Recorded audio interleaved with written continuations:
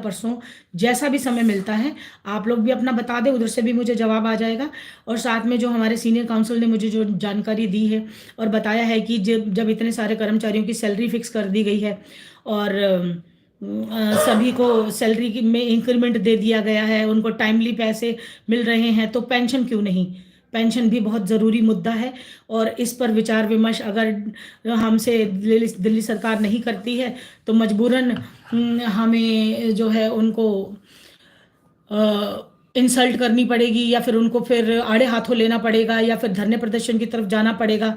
क्योंकि ये जो बड़ी घोषणा करके एक बहुत बड़ा सा पोस्टर मेरे फ़ोन पे है, मैं आपको दिखा देती हूँ। ये पोस्टर हमारे डीटीसी कर्मचारी जो हैं ग्रुप में, उन्होंने मुझे शेयर किया है और इसको मैं अपने इसमें टैब में तो लाइव नहीं दिखा पाऊंगी, लेकिन मैं इसको पढ़ के आपको बता देती हूँ। इसमें लिख दिया जी बड़ी घोषणा, और अपनी ऐड बनाई है ये आम आदमी पार्टी यानी कि हमारे केजरीवाल साहब के ने, और लिखा है इसमें कि बड़ी घोषणा, डीटीसी ड्राइवर और कंडक्टरों की आप सरकार ने पूरी की मांग।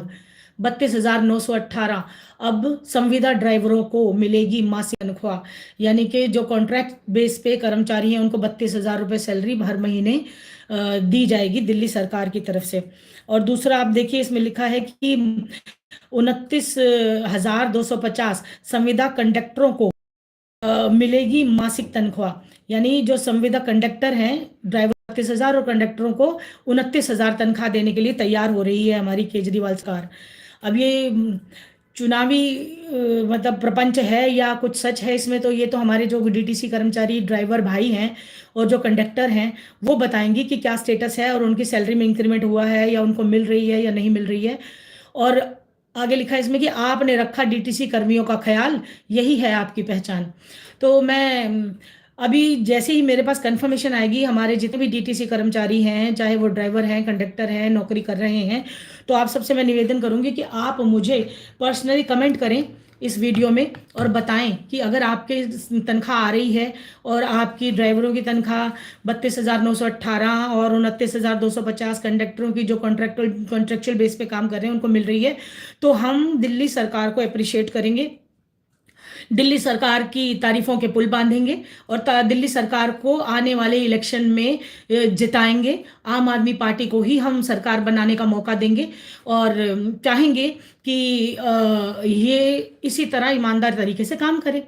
और अगर ये जो पोस्टर मैं पढ़ रही हूँ और ये खबर झूठी है और इसमें कोई तथ्य नहीं है तंत्र, तो मुझे वो कर्मचारी ही बताएंगे कि इनके खिलाफ क्या कार्रवाई की जाए। क्या कोई धरना प्रदर्शन किया जाए, लीगल नोटिस भेजा जाए, कंप्लेंट की जाए, क्रिमिनल कंप्लेंट की जाए, क्या इनके खिलाफ मुकदमा बनाया जाए, या फिर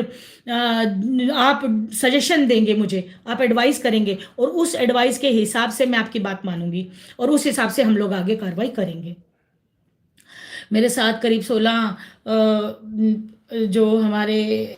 सब्सक्राइबर हैं या फिर मेंबर्स हैं या फिर मेरे फ्रेंड्स हैं वो जुड़ चुके हैं दोस्त, उन लोगों को सबको मैं धन्यवाद और शुक्रिया अदा दूंगी करूंगी और कहूंगी कि आप लोग